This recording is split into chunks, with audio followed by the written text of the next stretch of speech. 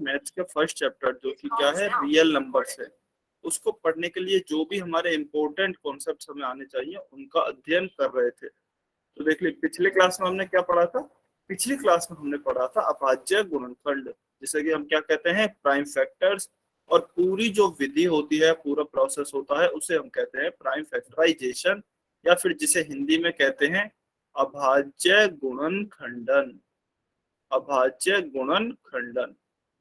तो ठीक है, हमने पिछली क्लास में इसका अध्ययन किया था। इसके बाद हमने निकाला भी था में से कैसे ज्ञात करते हैं, किन्हीं भी दो या दो से अधिक संख्याओं का दिया हुआ में से कैसे ज्ञात करते हैं, जिसे कि इंग्लिश में क्या कहते हैं, HCF, हाईएस्ट कॉमन फैक्टर। उसका हमने प्रोसेस देखा था। वो भी हम किस प्रकार से ज्ञात करते हैं, अभाज्य गुणनखंड की सहायता से ही HCF को ज्ञात किया जाता है। सबसे पहले तो जो भी हमें संख्याएं दी गई हैं उनका हम अभाज्य गुणनखंड निकाल लेते हैं, और फिर उनमें से कॉमन फैक्टर्स को हम फाइंड आउट कर लेते हैं। आपको ध्यान ही होगा, ठीक है। तो चलिए अभी एक क्वेश्चन करते हैं। सबसे पहले हम रिकॉल टेस्ट। आपको ये क्वेश्चन पोल सेक्शन में आंसर करना है, सभी बच्चे आंसर करेंगे। क्वेश्चन नंबर नहीं है, रिकॉल टेस्ट है। तो रिकॉल टेस्ट का सभी बच्चे आंसर करेंगे पोल सेक्शन में। सभी बच्चों को आंसर करना है। क्वेश्चन क्या दिया गया है, हमें 90 का अभाज्य गुणनखंड ज्ञात करना है। We have to find the prime factor of 90। ध्यान से सॉल्व करेंगे सभी बच्चे। सभी बच्चे बहुत ही ध्यान से सॉल्व करेंगे।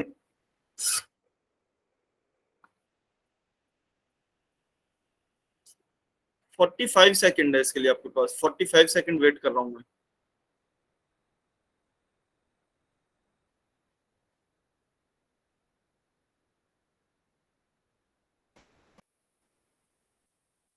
चलिए 30 सेकंड, 30 सेकंड और वेट कर रहा हूं, जल्दी से सॉल्व करें।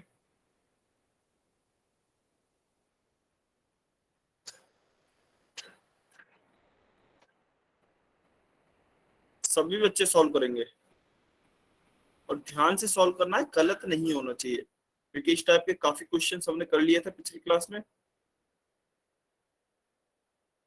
चलिए 20 सेकंड, 20 सेकंड और वेट कर रहा हूं, जल्दी से सॉल्व करें।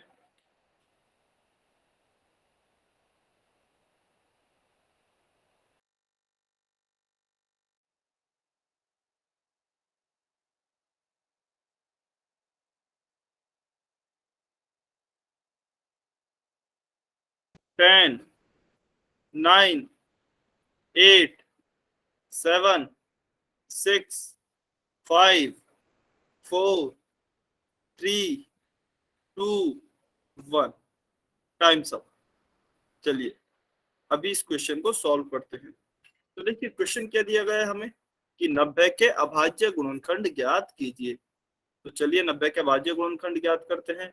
तो सबसे कौन सी छोटी संख्या होगी जो कि हमारे 90 में भाग जाएगा, 2 का। तो 2 का हम भाग देंगे 90 में, तो ये जाएगा 45 टाइम्स।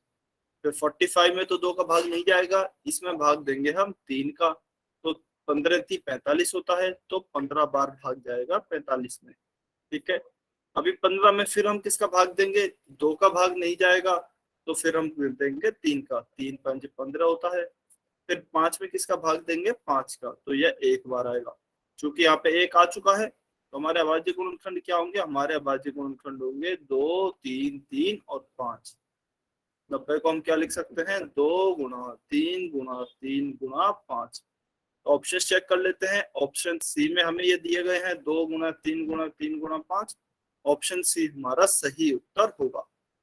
तो इसका हमारा सही उत्तर क्या हो गया है, ऑप्शन सी, 2 × 3 × 3 × 5। ठीक है। चलिए ये तो बहुत ही आसान क्वेश्चन था, यह तो हमारा सॉल्व हो गया है। अभी हम देखते हैं LCM, जिसे कि हिंदी में क्या कहते हैं, लैसे।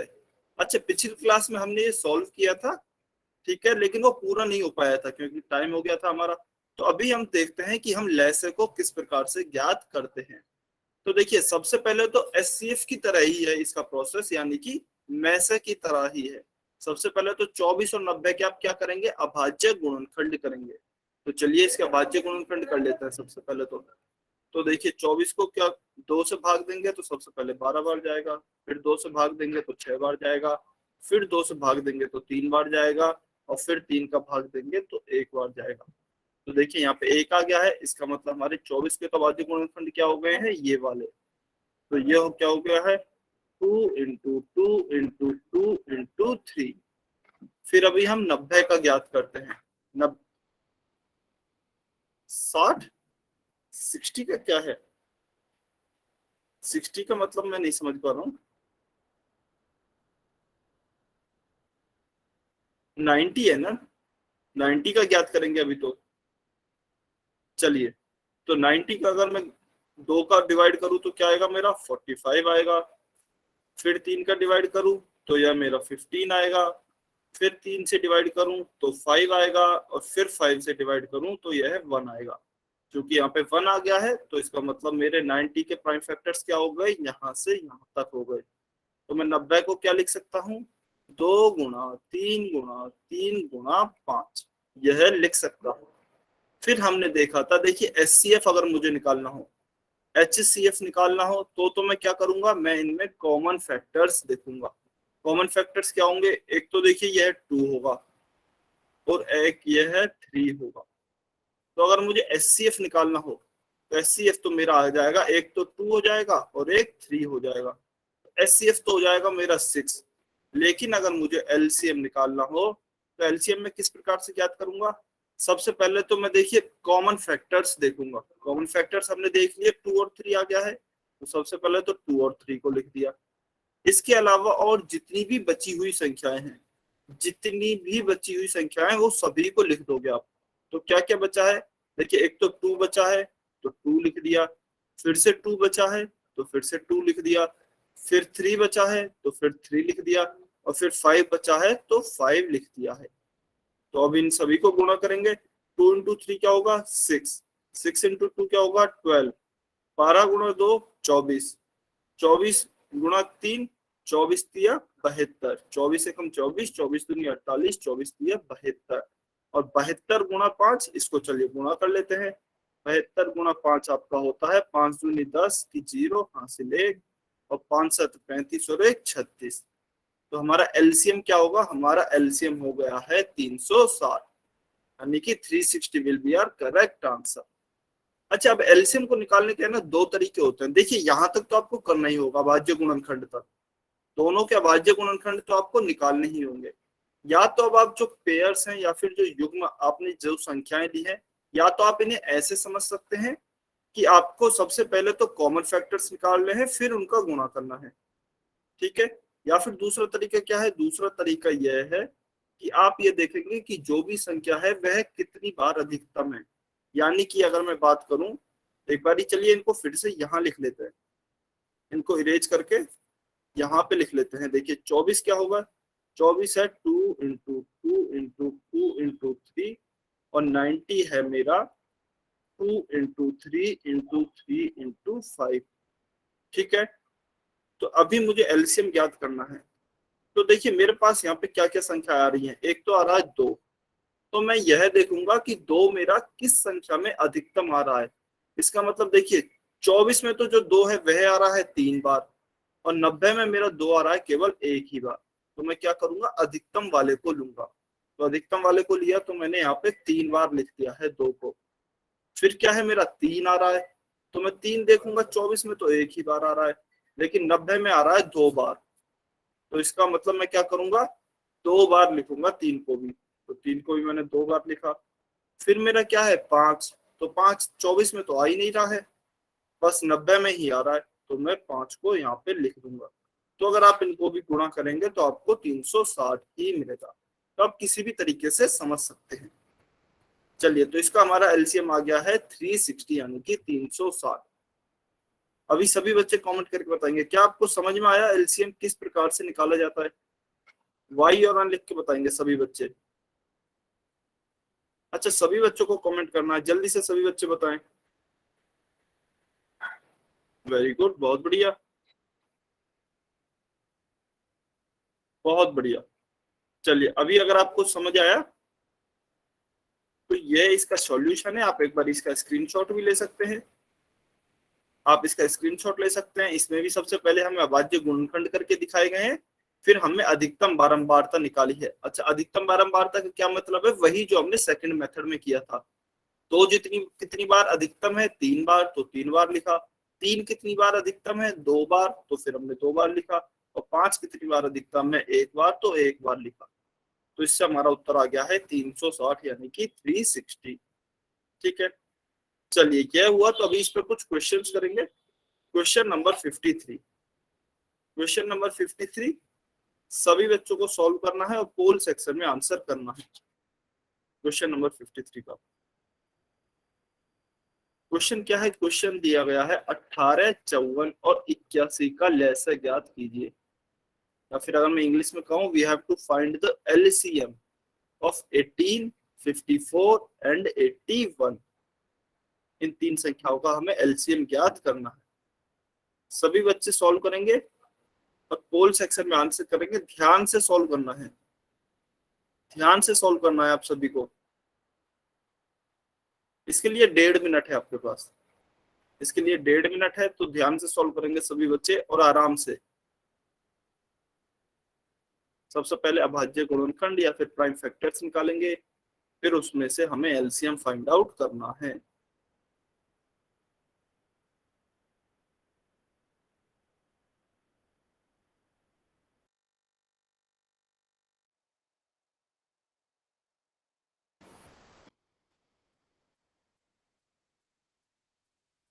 सभी बच्चे सॉल्व करेंगे क्वेश्चन को। ऐसा कोई भी बच्चा नहीं हो जो कि क्वेश्चन सॉल्व नहीं करे। अटेम्प्ट सभी बच्चों को करना है।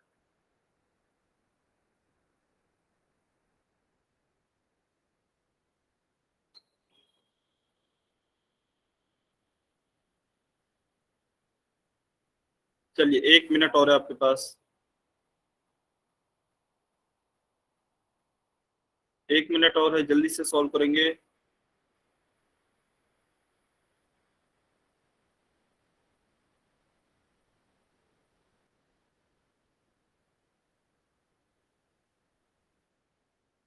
We have to find the LCM of 18, 54 and 81।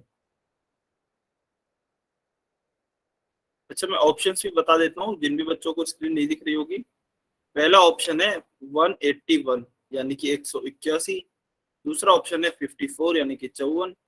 तीसरा ऑप्शन है हमारा 9 यानी कि 9।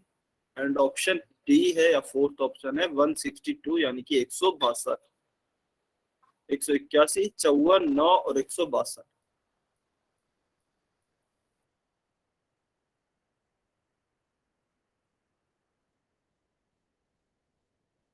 वेरी गुड, बहुत बढ़िया, काफी बच्चों का आंसर आ रहा है। 30 सेकेंड, 30 सेकेंड और वेट कर रहा हूँ, जल्दी से आंसर करें सभी बच्चे, जल्दी से आंसर करेंगे सभी बच्चे।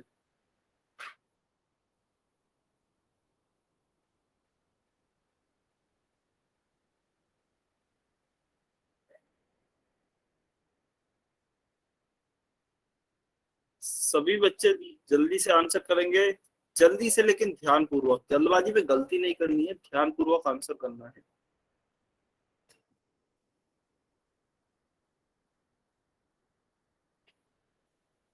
चलिए 20 सेकेंड, वैसे तो टाइम हो गया, 20 सेकेंड और वेट कर रहा हूँ मैं, 20 सेकेंड।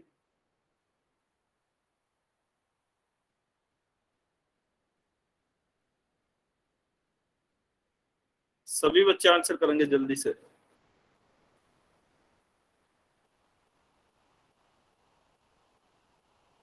10, 9, 8, 7, 6, 5, 4, 3, 2, 1। Times up. चलिए तो अभी से सॉल्व करते हैं।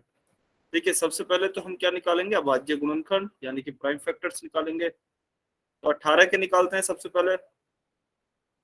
18 में 2 का डिवाइड किया तो ये आ गया 9। 9 में फिर 3 का डिवाइड किया तो ये आया 3, और 3 का डिवाइड किया तो ये आया 1।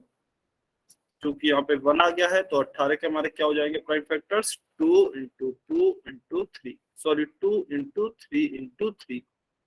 ठीक है, अभी हम क्या 54 के कैलकुलेट करते हैं। 54 के क्या करते हैं, तो 2 का डिवाइड करूंगा मैं, सबसे पहले 2 को डिवाइड करूंगा तो ये आएगा मेरा 27 यानी कि 27। 27 में फिर 3 से भाग दूंगा तो ये आएगा 9। 9 में फिर 3 से भाग दूंगा तो ये आएगा 3, और 3 में 3 का भाग देंगे तो ये आएगा 1। अब यहाँ पे 1 आ गया है, तो हमारे 54 के प्राइम फैक्टर्स क्या हो गए हैं, 2 इंटू 3 इंटू 3 इंटू 3। फिर हम निकालते हैं 81 के। 81 के कैसे कैलकुलेट होंगे, तो इस बार 2 का भाग नहीं जाएगा या फिर 2 का डिवाइड नहीं होगा। अच्छा, आप सभी को मेरी आवाज आ रही है क्या?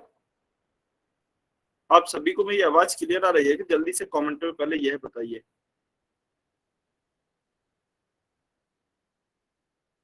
मेरी आवाज सभी को क्लियर आ रही है क्या?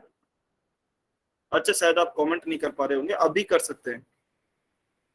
अभी आप कमेंट कर सकते हैं, जल्दी से पहले कमेंट में ये बताएंगे आवाज क्लियर आ रही है क्या। ठीक है, बहुत बढ़िया। चलिए, तो 81 के ज्ञात करते हैं। 81 में देखिए 2 का भाग नहीं जा सकता, तो सबसे पहले 3 का भाग देंगे। अच्छा, अमित कुमार की आईडी से स्टूडेंट है, उनको नहीं आ रही है, तो हो सकता है आपके नेटवर्क सही नहीं आ रहे होंगे। या तो आप घर पे ऐसी जगह पे चले जाइए जहाँ नेटवर्क अच्छे हो, या फिर आप क्लास को काट के एक बार दोबारा से ज्वाइन कर लीजिए, क्योंकि और सभी बच्चों को क्लियर आ रही है। तो देखिए 81 में सबसे पहले 3 को डिवाइड करेंगे, तो 3 का भाग 81 में दूंगा तो यहाँ आएगा 27। फिर इसमें भी 3 का भाग देता हूँ तो मैं आएगा 9, और फिर इससे भी भाग देता हूँ 3 का तो ये आएगा 3, तो 3 का 3 में भाग देंगे तो ये आएगा 1।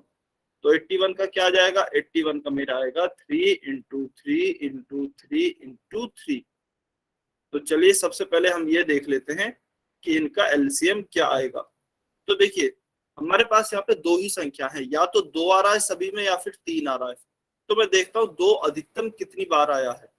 2 18 में भी एक बार है और 54 में भी एक ही बार है, तो इसका मतलब 2 तो एक ही बार आएगा। तो मैंने सबसे पहले क्या लिखा, 2 लिखा।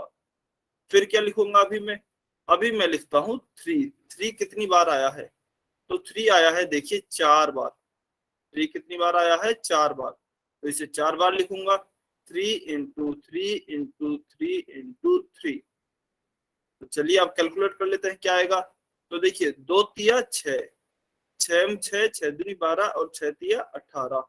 18 का फिर 3 से गुणा करेंगे तो 18 कम 18, 18 दूनी 36, 18 तिया 54, और 54 का फिर से आप 3 से गुणा करोगे तो यह आएगा आपका 162, यानी कि 162। तो हमारा एलसीएम क्या आ जाएगा, 162। Option D will be our correct answer. Option D 162 हमारा सही उत्तर होगा। ठीक है, तो चलिए इसका तो हमारा उत्तर आ गया है ऑप्शन डी 162। अभी आपको अलग नेक्स्ट क्वेश्चन सॉल्व करना है। क्वेश्चन क्या है, क्वेश्चन वैसे ही ज्ञात करना है। इस बार ज्ञात करना है 40 का, 48 का और 45 का। 40, 48 और 45 का आपको लैसे यानी कि एलसीएम ज्ञात करना है। ऑप्शन भी मैं बता देता हूं। ऑप्शन आपको दिए गए हैं। पहला ऑप्शन है 86,400, यानी कि 86400। सेकंड ऑप्शन है आपका 720। थर्ड ऑप्शन है आपका 864, और ऑप्शन डी है आपका 1। ऑप्शन ए है 86,400, ऑप्शन बी है 720, ऑप्शन सी है 864, और ऑप्शन डी है आपका 1। सभी बच्चे सॉल्व करेंगे। इसके लिए भी आपके पास 1.5 मिनट है। इसके लिए भी 1.5 मिनट है, तो सभी बच्चे सॉल्व करें जल्दी से।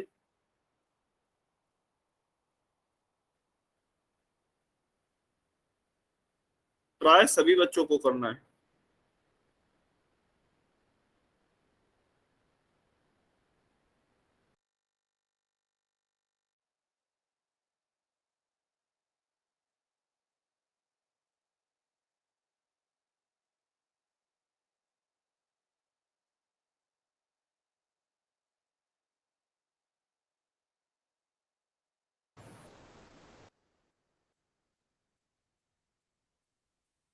वेरी गुड, काफी बच्चों का आंसर आ रहे हैं, बहुत बढ़िया।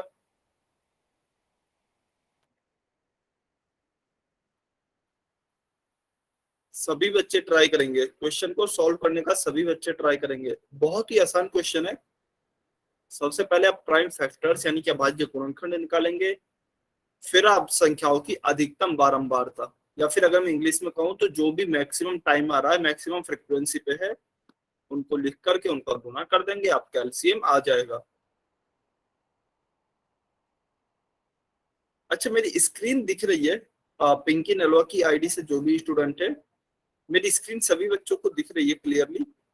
तो हो सकता है आपके यहाँ तो नेटवर्क का कोई इशू हो, नेटवर्क नहीं आ रहे हो, तो आप कहीं ऐसी जगह पे चले जाइए कि जिसमें नेटवर्क अच्छे आते हो, या फिर आपका इंटरनेट एक बार अच्छे से चल रहा हो, ये चेक कर लीजिए। या फिर अगर फिर भी नहीं चले तो आप एक बार स्क्रीन क्लास को कट करके दोबारा से ज्वाइन कर सकते हैं।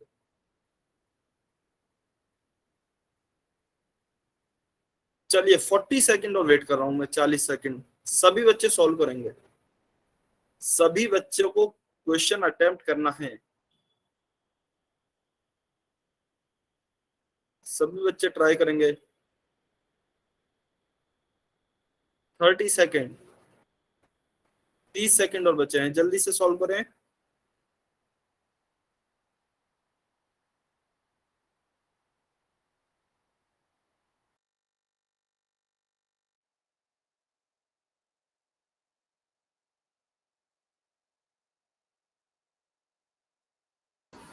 चलिए 10 सेकंड, 10, 9, 8, 7, 6, 5, 4, 3, 2, 1, टाइम्स अप।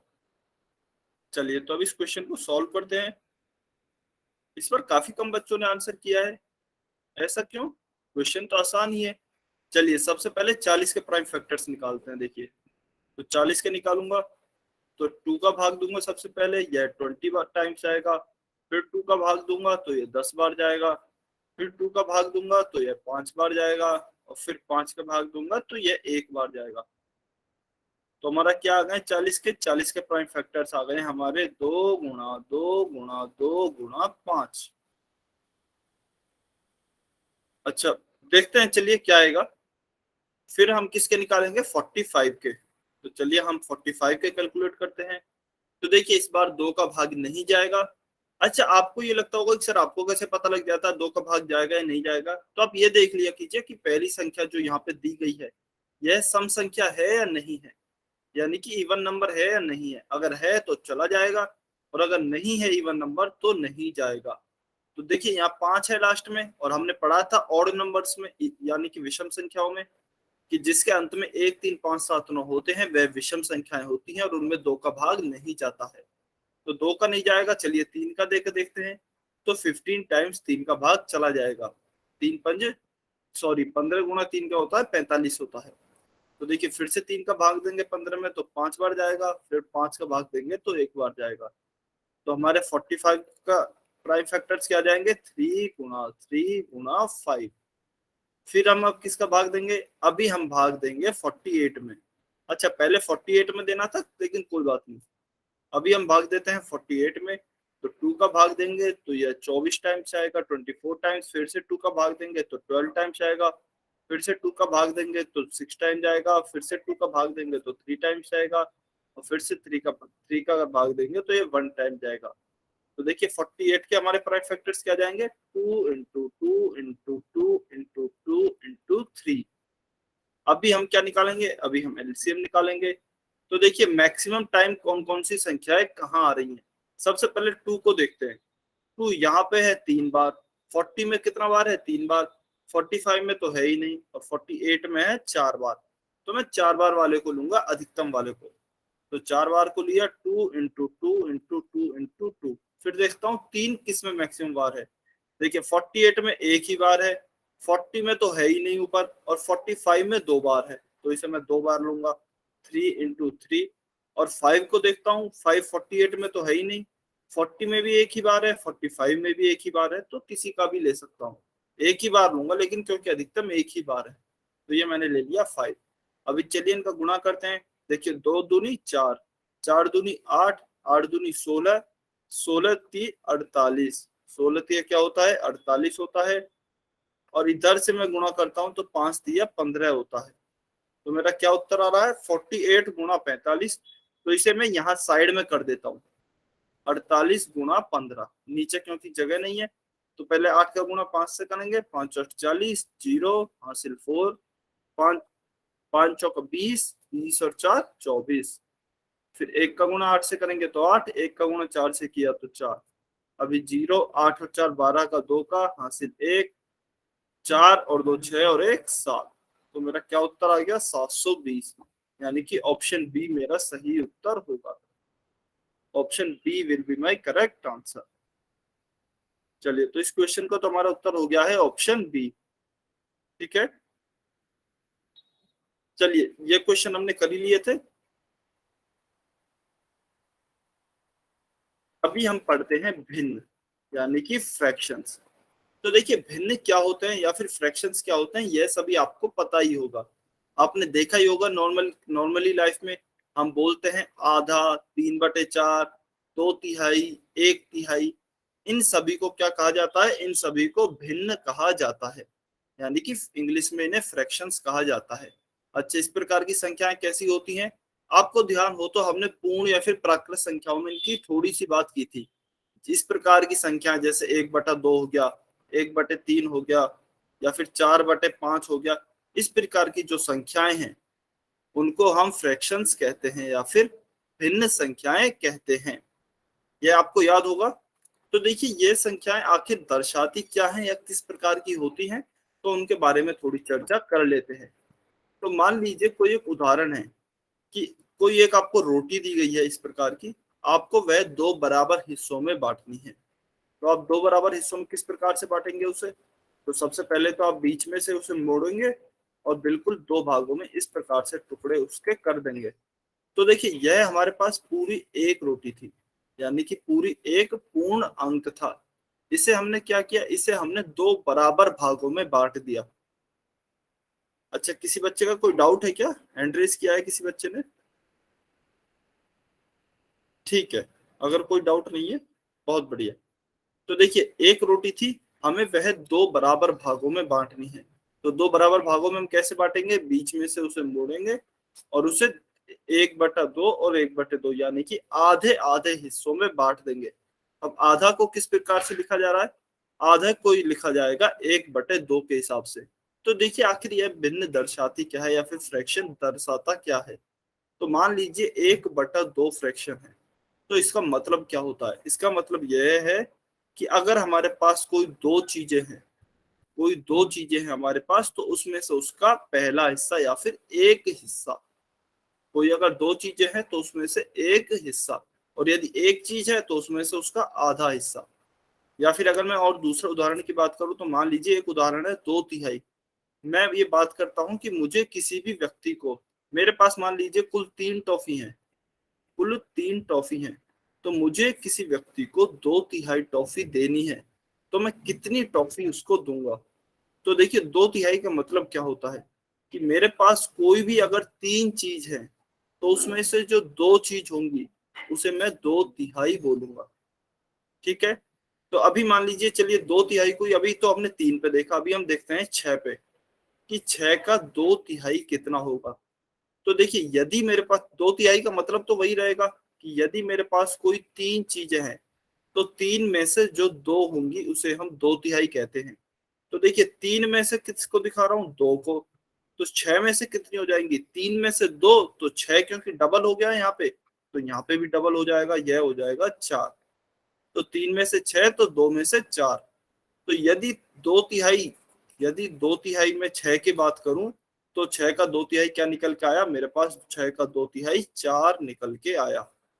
तो भिन्न या फिर जो हमारे फ्रैक्शंस हैं वह क्या दर्शाते हैं, वह किसी भी पूर्ण संख्या का या वह किसी भी अंक का कोई छोटा सा हिस्सा दर्शाते हैं। यानी कि अगर मैं हमारे उदाहरण में बात करूं कि जो दो रोटी हैं, ये दो रोटी, ये किसी एक पूरी रोटी, बड़ी रोटी के हिस्से को ही तो दर्शा रही हैं, इसीलिए हमने इन्हें फ्रैक्शन के रूप में लिखा है। या फिर चलिए एक और उदाहरण ले लेते हैं, एक और उदाहरण से देखते हैं। मान लीजिए, अच्छा, किसी भी एक चीज, यस किसी भी एक चीज, मान लीजिए कोई भी एक पूर्ण संख्या है हमारे पास, पूर्ण संख्या या फिर अभी यहाँ के लिए रोटी का एग्जांपल लेना है, तो कोई भी एक पूर्ण रोटी है, उसके यदि हमें 2 हिस्से कर दिए जाएं, यदि उसके 2 हिस्से कर दिए जाएं तो आधा आधा हिस्सा होगा। तो देखिए यहाँ भी किसी भी एक पूर्ण संख्या को उसके हिस्सों में बांट रहे हैं, किसी भी पूर्ण संख्या को या फिर पूर्ण चीज को उसके हिस्सों में बांटना ही फ्रैक्शन कहलाता है, यानी कि भिन्न कहलाता है। तो भिन्न क्या होती है? किसी भी एक बड़ी संख्या या फिर पूर्ण संख्या के हिस्से। आपको सिंपली यही याद रखना है, ठीक है। जैसे कि देखिए यहाँ पे कुछ एग्जांपल्स दिखाए गए हैं, यह पूरा एक आपको ऑरेंज दिखाया गया है और यहाँ पे इसके हिस्से कर दिए गए हैं 2 हिस्से, तो यह भी फ्रैक्शन के रूप में या फिर भिन्न के रूप में लिखे जाएंगे, ठीक है। इसी प्रकार से देखिए, अच्छा जरूरी नहीं है कोई चीज हो, मान लीजिए आकृति है, आपने पढ़ा होगा यह वृत्त होता है, यह आयत होता है। तो इस प्रकार से इन 2 आकृतियों को भी हम आधा आधा अगर बांट दें तो इन्हें भी फ्रैक्शन ही कहेंगे, फ्रैक्शन के रूप में ही लिखेंगे। यह हमारी पूरी एक आकृति थी, अब इस एक का हमने क्या कर दिया है? आधा कर दिया है, तो इसे हम क्या लिखेंगे? 1/2 लिखेंगे। सेम इसी प्रकार से यह भी पूरी एक बड़ी आकृति थी, इसका भी आधा कर दिया है, तो इसे भी 1/2 लिखेंगे। तो यह जो हिस्सा है इसका आधा हिस्सा 1/2, इसे हम फ्रैक्शन कहते हैं या फिर भिन्न कहते हैं, ठीक है। तो अच्छा, अभी आपसे पूछा जाए कि चलिए इस रोटी को 4 भागों में कैसे बांटेंगे, तो हम 4 भागों में भी बांट देंगे। पहले इस प्रकार से मोड़ेंगे, फिर इसे इस प्रकार से मोड़ेंगे, तो हमारे 4 हिस्से हो जाएंगे। पहला यह, दूसरा यह, तीसरा यह और चौथा हिस्सा यह। तो इस प्रकार से 4 हिस्से हो जाएंगे। तो प्रत्येक हिस्से में कितने बटे आएंगे? प्रत्येक हिस्से में हमारी आएगी, देखिए पहले तो आधा किया तो 1/2 हो गया। अभी अगर 1/2 को भी और आधा करना हो तो क्या करेंगे? तो हम इस प्रकार से लाइन खींचेंगे या फिर इस प्रकार से मोड़ेंगे। तो इस प्रकार से हमारी जो रोटी है वह 4 टुकड़ों में बट जाएगी, एक तो इस प्रकार से और एक इस प्रकार से। तो प्रत्येक हिस्सा कितना आ जाएगा? प्रत्येक हिस्सा हमारा 1/4, 1/4, 1/4, 1/4 आ जाएगा। वेरी गुड, बहुत बढ़िया। तो देखिए मतलब क्या होता है, या फिर हम किसी भी भिन्न को निकालते कैसे हैं? तो किसी भी भिन्न को इसी तरीके से निकालेंगे कि जो भी हमारे पास पूरी संख्या है, मान लीजिए एक संख्या है, तो एक को हमने कितने भाग में डिवाइड किया? 4 भागों में, तो वह हमारी हो जाएगी 1/4। या फिर इसे आप दूसरे तरीके से समझ सकते हैं कि हमारे पास टोटल 4 चीजें हैं, हमारे पास टोटल 4 चीजें, उसका जो एक हिस्सा होगा, 4 चीजों का जो एक हिस्सा होगा वह उसका 1/4 होगा, यानी कि जिसे इंग्लिश में क्या कहते हैं? 1/4 होगा, ठीक है। तो यह आपको ध्यान रखना है। तो इस प्रकार से हम चीजों को बांट सकते हैं भिन्न की सहायता से या फिर फ्रैक्शंस की सहायता से। तो अब हमारे सामने क्वेश्चन क्या आता है कि क्या किसी वस्तु को बांटना ही भिन्न कहलाता है? यदि हम किसी भी वस्तु को बांटे तो क्या वही उसका भिन्न होता है? तो हाँ, किसी भी वस्तु को बांटना ही उसका भिन्न कहलाता है। अच्छा, ये हम डेली नॉर्मल लाइफ में भी यूज करते हैं, जैसे कि आधा किलो सेब। अब आधा किलो सेब क्या होंगे? 1/2 किलो। या फिर 2/3 पानी, 2/3 पानी का मतलब 2/3 या फिर 2/3 पानी, या फिर 1/4 यानी कि एक में से चौथाई हिस्सा। तो इस प्रकार से हम नॉर्मल या फिर दैनिक जीवन में भी इन भिन्नों का उपयोग करते हैं, ठीक है। आपने सुना भी होगा, नॉर्मली यह सभी आपने सुने भी होंगे। तो इस प्रकार से हमारे भिन्नों का यूज होता है। चलिए, तो हमारे कुछ उदाहरण क्या होते हैं? कुछ उदाहरण देखिए, कोई भी भिन्न की संख्या हो गई, 5/3 हो गया, या फिर 2/5 हो गया, या फिर 9/2 हो गया। तो ये सभी क्या है? ये सभी हमारे भिन्न के रूप हैं, ये सभी हमारे भिन्न के रूप है। अच्छा, अगर आपसे कहा जाए कि क्या 6/2 भी भिन्न का ही रूप है क्या? तो नहीं, यह भिन्न नहीं है, यह पूर्ण अंक हो जाएगा, क्योंकि इसमें पूरा भाग चला जाएगा। 2 3 6, तो यह हमारा 3 निकल के आएगा। तो यह भिन्न का रूप नहीं होगा या फिर फ्रैक्शन का रूप नहीं होगा, ठीक है। क्लियर है सभी बच्चों को? जल्दी से कमेंट करके बताएंगे वाई और अन लिख के। क्या भिन्न सभी बच्चों को क्लियर है? कुछ भी नहीं है, बेसिकली आपको जो भी एक संख्या दी है या फिर कोई भी एक वस्तु दी गई है, उसको बांटना आपका भिन्न कहलाता है।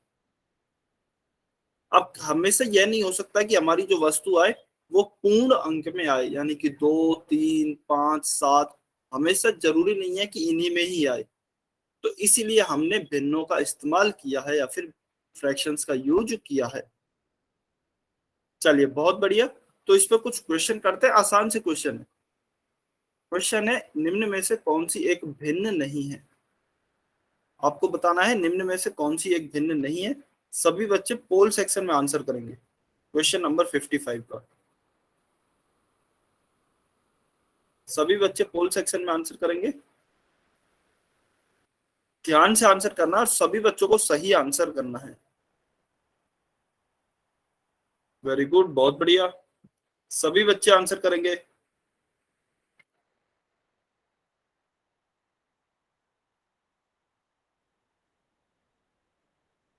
चलिए 10 सेकेंड, 10 सेकेंड और वेट कर रहा हूं मैं, जल्दी से सॉल्व करेंगे सभी बच्चे।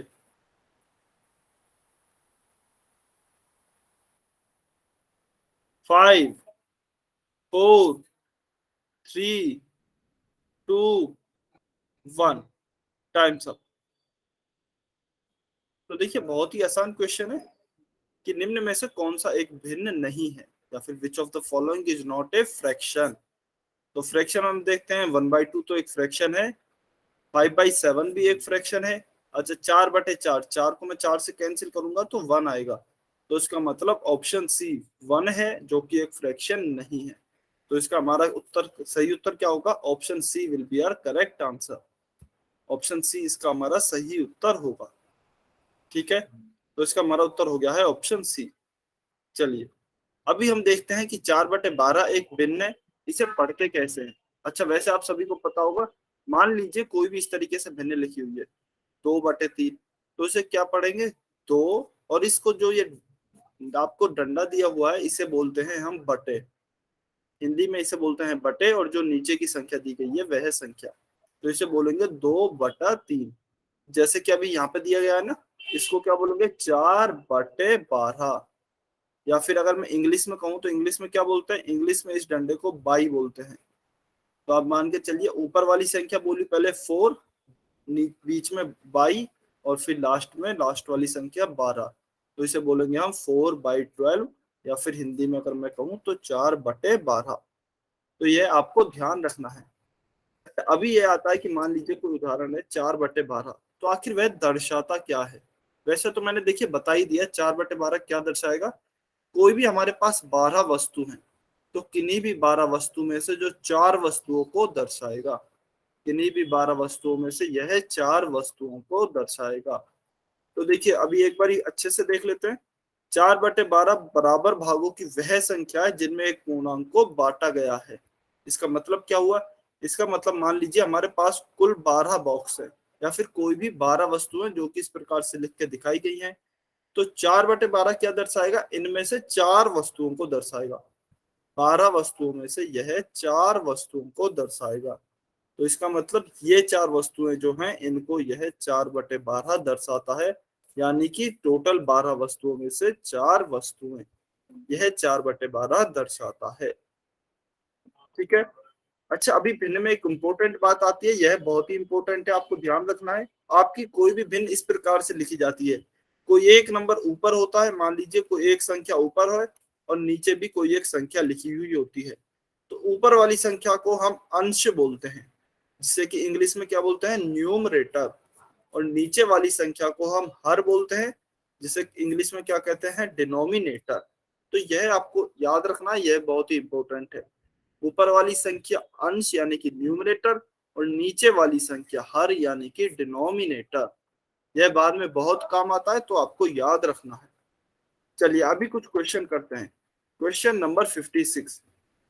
क्वेश्चन नंबर 56 सभी बच्चे सॉल्व करेंगे और पोल सेक्शन में आंसर करेंगे।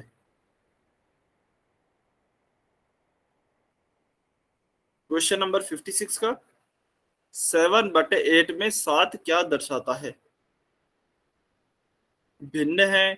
अच्छा 7 का पूछा गया है, पूरा 7/8 का नहीं पूछा गया है। वेरी गुड, बहुत बढ़िया। जल्दी से आंसर करें इसका, आसान सा क्वेश्चन है।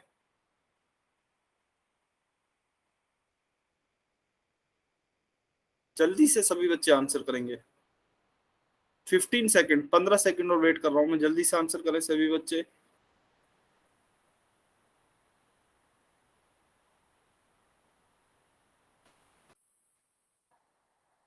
चलिए 5 सेकेंड, 5, 4 3 2 1 टाइम्स अप।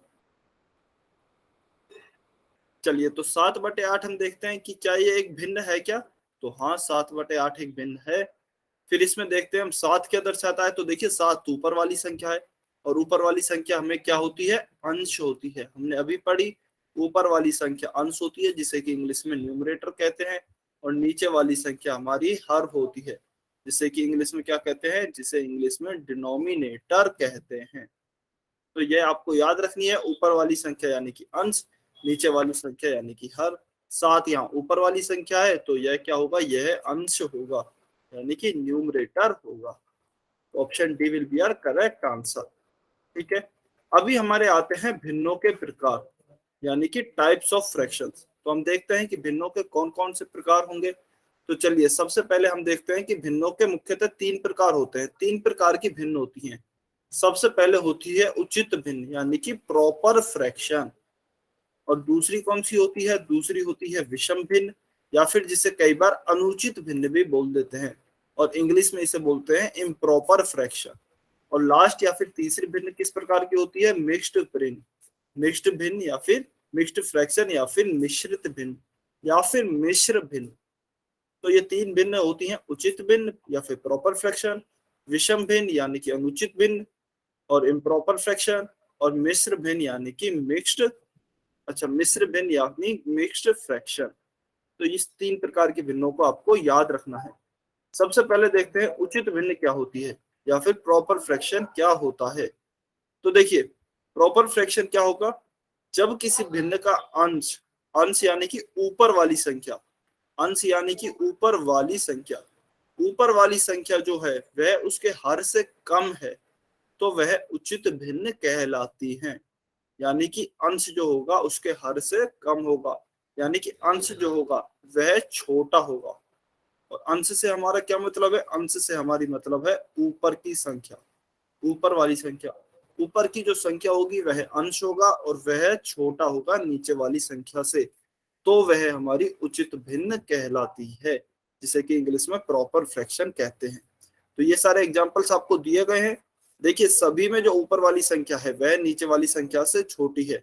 इधर 3 है और नीचे 5 है, तो 3 छोटा है, यह हमारी उचित भिन्न हो गई। इसी प्रकार से यहाँ 3 है, यहाँ 4 है, इसमें भी यह 3 छोटा है।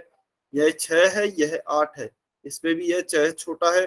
और यह 7 है, यह 12 है, इसमें भी 7 छोटा है। तो ऊपर वाली संख्या सभी में छोटी है, या फिर अगर मैं कहूँ अंश सभी में छोटा है हर से, तो इसका मतलब यह है मेरी उचित भिन्न या फिर प्रॉपर फ्रैक्शन होंगे। ठीक है, अभी हम आते हैं विषम भिन्न या फिर अनुचित भिन्न। तो देखिए, विषम भिन्न या फिर अनुचित भिन्न क्या होगी? अभी हमने देखा कि उचित भिन्न में क्या था? अंश छोटा था हर से।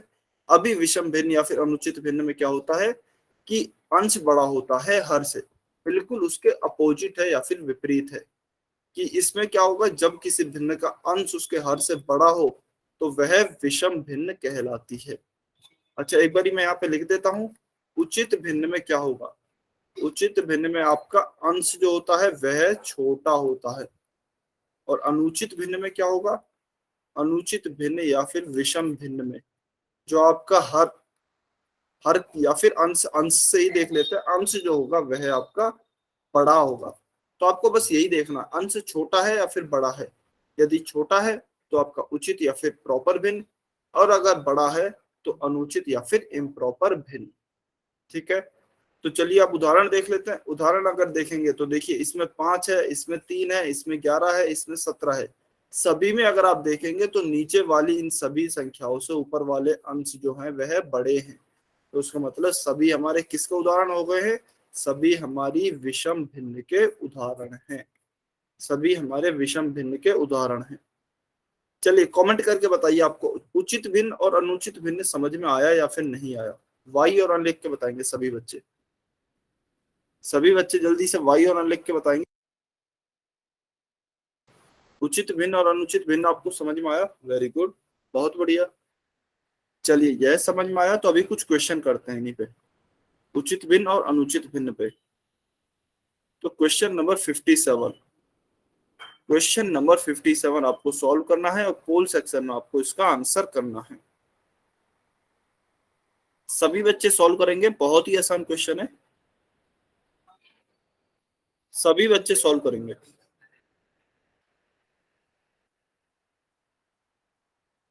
क्वेश्चन नंबर 57, क्वेश्चन क्या दिया गया है, आपको रिक्त स्थान दिया गया है, एक तरीके से आपको उसकी पूर्ति करनी है। एक फिर रिक्त स्थान है, एक डैश के कुछ भाग को निरूपित करने वाली संख्या को एक भिन्न कहते हैं।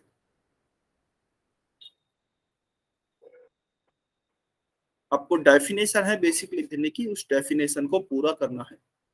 तो डेफिनेशन में क्या आएगा, एक डैश के कुछ भाग को निरूपित, यानी कि कोई भी एक, आपको देखना है कि भिन्न जो है वह किसका जो एक भाग होती है, किस चीज का एक भाग होती है, या फिर किसी एक चीज का कौन सी ऐसी चीज है जिसका वह एक पार्ट होती है या पोर्शन होता है। ये हमने अभी भिन्न की, जब हमने डेफिनेशन देखी थी तो भिन्न की डेफिनेशन में देखा था। चलिए 10 सेकंड और वेट कर रहा हूं मैं, जल्दी से सॉल्व करें सभी बच्चे।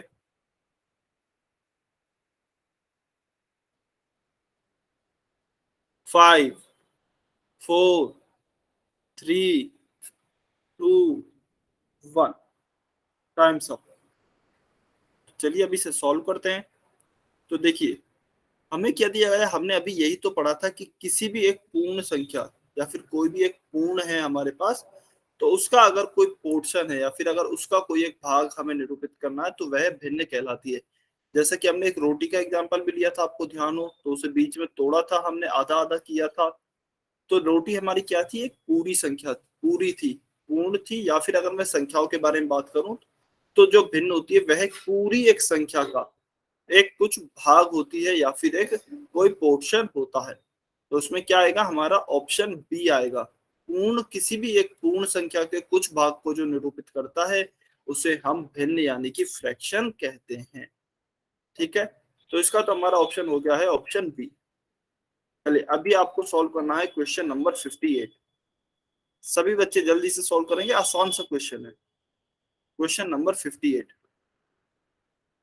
क्वेश्चन क्या है कि जब किसी भिन्न का अंश उसके हर डैश होता है तो वह उचित भिन्न कहलाती है।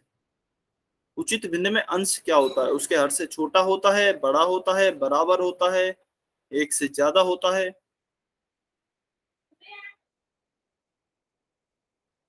सभी बच्चे सॉल्व करेंगे जल्दी से।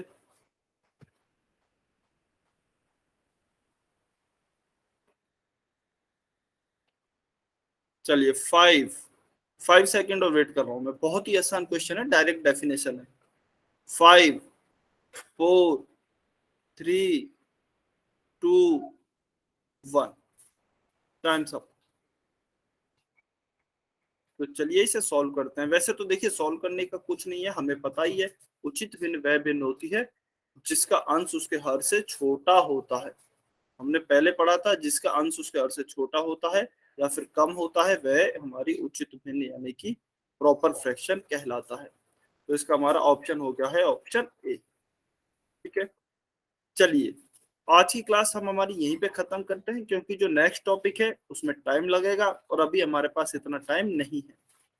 तो आज की क्लास को हम यहीं खत्म करते हैं। नेक्स्ट क्लास में आपको तीसरा भाग जो है हमारा मिश्रित भिन्न या फिर मिश्र भिन्न, उसको पढ़ाया जाएगा। ठीक है,